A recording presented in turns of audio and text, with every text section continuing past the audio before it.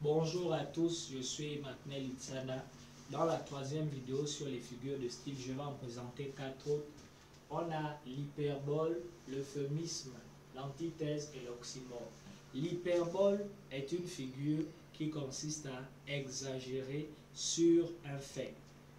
On dit par exemple, cet homme est capable de soulever, je ne sais pas, des centaines de kilos. Donc en réalité, on veut dire que cet homme est très fort, qu'il peut soulever des poids importants, mais on dit qu'il est capable de soulever des centaines de kilos. C'est une exagération. Personne ne peut soulever des centaines de kilos. Donc des centaines de kilos, peut-être 500 ou une tonne, c'est quasiment impossible.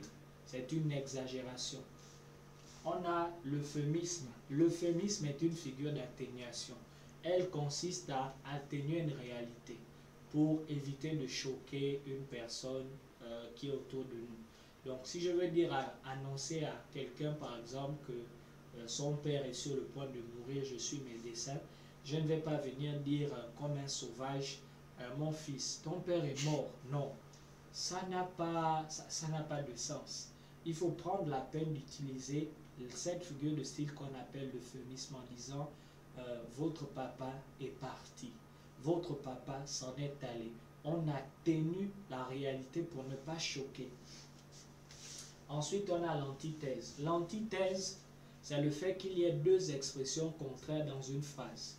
Exemple, le jour est vraiment brillant, la nuit est vraiment calme. Donc, le jour et la nuit, c'est deux expressions contraires qui sont dans la même phrase. C'est une antithèse.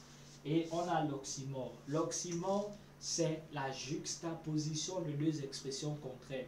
C'est mettre côte à côte deux expressions qui sont contraires. Exemple, clair-obscur. Exemple, pauvre-riche. Merci.